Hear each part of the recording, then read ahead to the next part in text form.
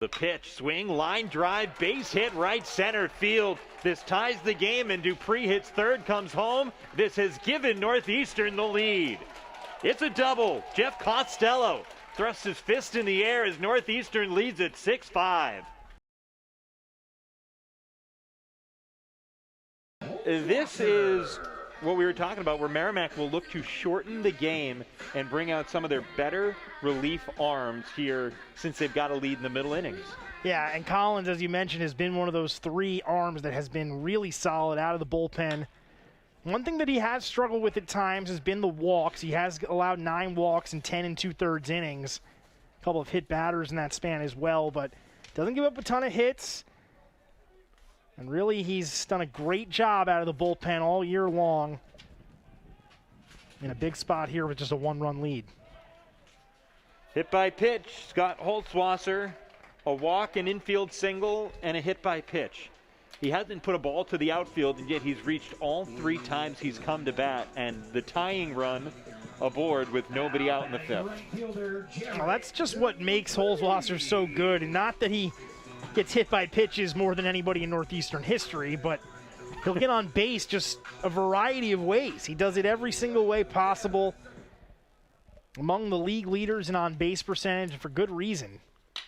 Swing, line drive, right field. Dupree drops it in. Holtzwasser takes no chances with nobody out. Runners at first and second.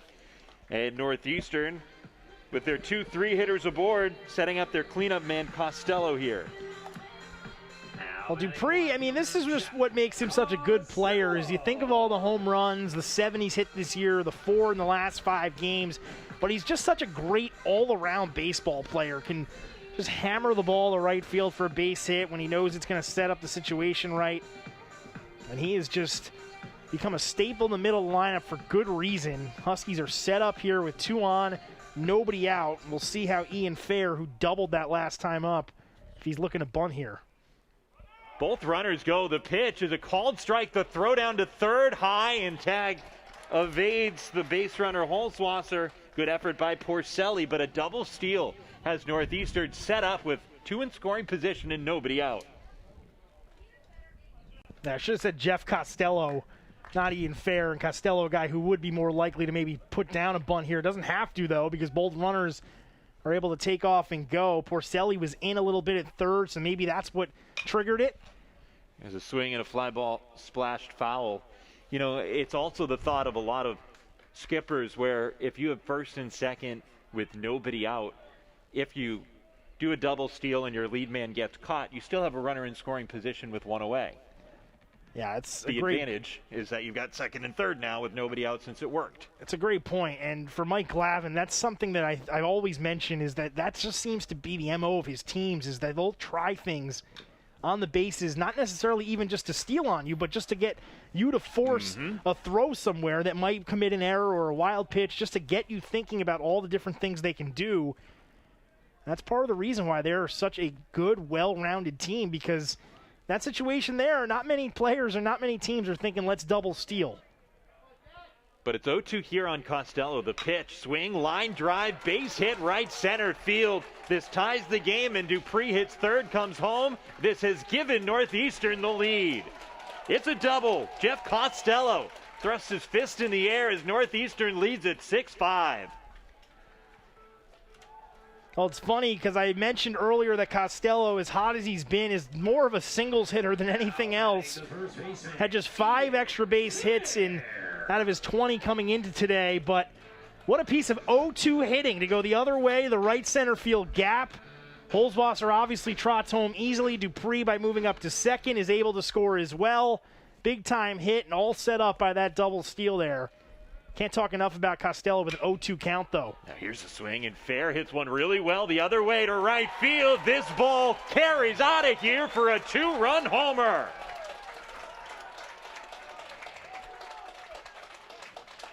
It's a 4 spot so far here in the 5th. And Northeastern has rocketed ahead past Merrimack. They're on top, 8-5. Well, you can't help but feel good for Ian Fair, too, who's had such a struggle this season. The 2019 batting champ hit .357 that season. He came in today hitting just .160. But now after his double into the gap and a 2-run homer, that is going to be it. For a guy in Jack Collins who had allowed 2 runs over 10 2/3 innings, 2 earned runs over 10 2/3 innings, 4 up, 4 reach, 4 runs home. And that was not foreseen by Merrimack. Northeastern loving every second of it here at Friedman Diamond as Ian Fair circles the bases and gives Northeastern the 8-5 lead. We'll be back after this with a pitching change.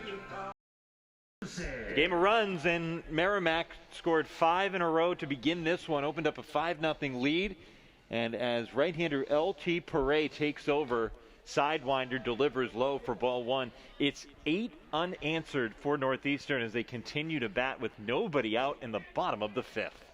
You talked about Jack Collins coming on, one of the stronger arms out of the Merrimack bullpen. Northeastern makes quick work of him. It's unfortunate for Collins and for Merrimack, bringing a guy in who has been trusted with leads before, and unfortunately for Paré, it doesn't get easier here. He's got to come in a situation where he now trails by 3 and try to stop it right there against a team that is suddenly red hot with 8 runs in the last 2 innings and nobody out here either in the bottom of the 5th.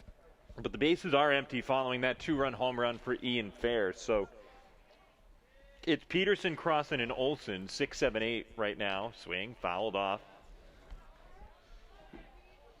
Peterson 0 for 2 today, but he reached and he scored, driving in a run last inning. All 8 of these runs coming in the last inning plus. A little low for ball 3. Yeah, what a momentum shift, especially if you're Merrimack. You probably getting off the bus today, feeling good about yourselves, and you get out to a 4-0 lead, feeling even better about everything, and all of a sudden, in just a couple innings time, most of that has been wiped away. In fact, all of it's been wiped away and then some. Peterson smokes one the other way that lands on the roof of one of the adjacent houses. 3-2. Swing, line drive, right back up the box. Nearly takes the head off of Paré as he ducks for cover. 5 up, 5 aboard so far for Northeastern here in the 5th. Now if you're the Huskies, it's almost like a game. You don't want to be that first player to make the out here in the inning when everybody's getting hits. Just a good piece of hitting by Peterson, hammers it right back up the middle. See if they stay aggressive here on the base path. The Huskies, as Peterson actually is the only Husky in the lineup who has not even attempted a stolen base this year. Breaking ball, slips and hits Crossan. So thing continuing to trend in the wrong direction for Merrimack. Crossan just turned his back on it. There was nowhere for him to hide.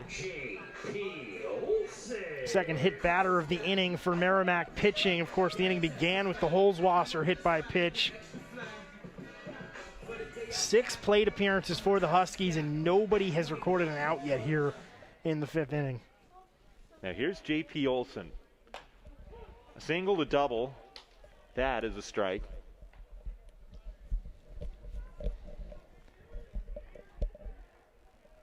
Northeastern didn't record a hit over its first 2 innings. And then this guy, J.P. Olson, got it started. The runners both bluffed. The pitch low. Check swing, no appeal. Counts 1-1.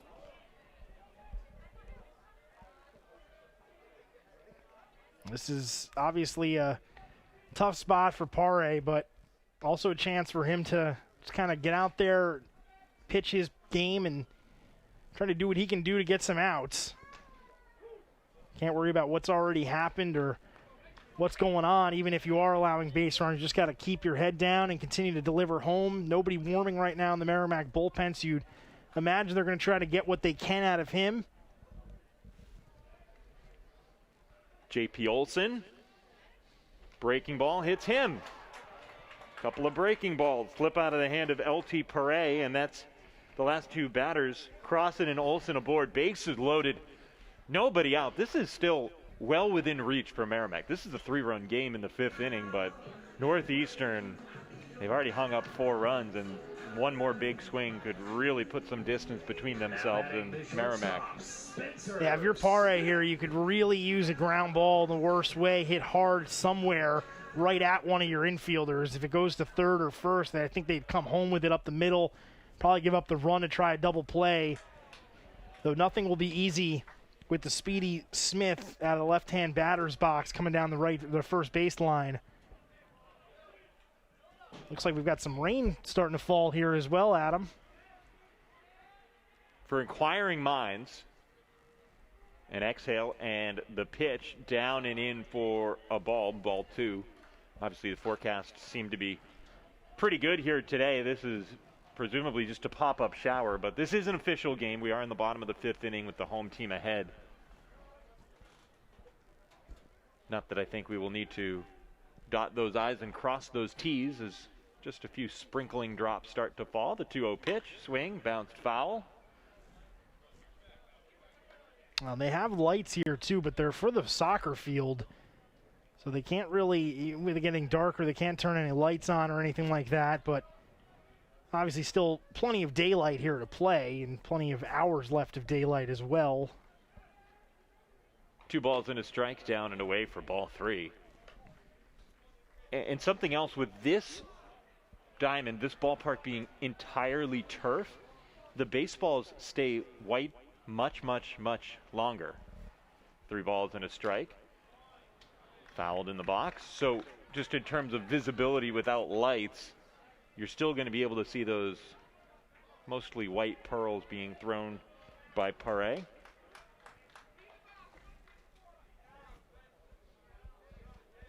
This next pitch is a big one. Goes without saying, obviously, but 3-2, you got to come with something over the plate here. If Smith can size it up and deliver, it could be a couple more runs for the Huskies. The pitch, ball 4, bases loaded, walk. Pare has come in, hasn't been a whole lot of relief with a single back-to-back hit by pitches, and now a bases loaded walk, producing another run. Northeastern's 5th of the inning. They're up 4. Now batting the center fielder. You said it just a moment ago. The game's still well within reach if you're Merrimack, but will quickly escape you if this big inning continues, and it has with the 5 runs and still nobody out. Now back to the top. They've batted around, have not recorded an out yet. This is the lone guy yet to reach for Northeastern. On a day where your offense has 10 hits, 9 runs, and you're only in the 5th inning, you figure surely our leadoff hitter must be a big part of this. And yet Ben Malgeri, he's looking to become part of it. Yeah, he's wondering why he didn't get the invite to the party here. Everybody else in the lineup has either scored or driven in a run to this point. In fact, everybody has scored at least once for Northeastern besides Spencer Smith and Ben Malgeri. And 6 of the 9 have reached base multiple times here today. Malgeri with 3 flyouts. 1-0.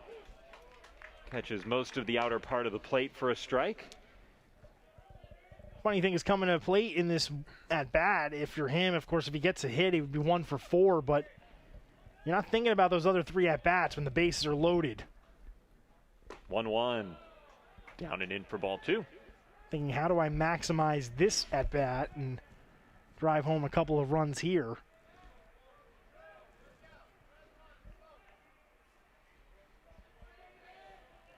Nobody out. With the bases loaded, the pitch, swinging a bouncer in between hop. Beautiful play by Porcelli. Throw home. And the out is recorded. Stadnicki grabbed the plate for the force out. 1 gone as Merrimack still playing aggressively on defense to keep this a 4-run deficit. Yeah, you like to see Porcelli come home with that there because obviously what it does is keep another run off the board in what is only a 4-run ball game now. You see now Jerry didn't get all of it. He's digging out of the box, but the throw comes home instead. A nice adjustment at the plate from Stadnicki. And now if you're Pare, you get a hard-hit ground ball in the infield, possibly try to turn 2 here and could get out of the inning without any further damage. Of course, that's a big if, and you got a really good hitter at the plate in Scott Holzwasser. The pitch, Swing, bouncer down to third. Step on the bag, one, throw across. That's a double play. Merrimack gets out of it. They do allow Northeastern to take the lead, but with the bases loaded, nobody out. No further damage from Malgeri and Holzwasser, the top of the order for the Huskies. A 5 spot in the 5th gives Northeastern a 9-5 lead. We got the 6th inning next from Brookline.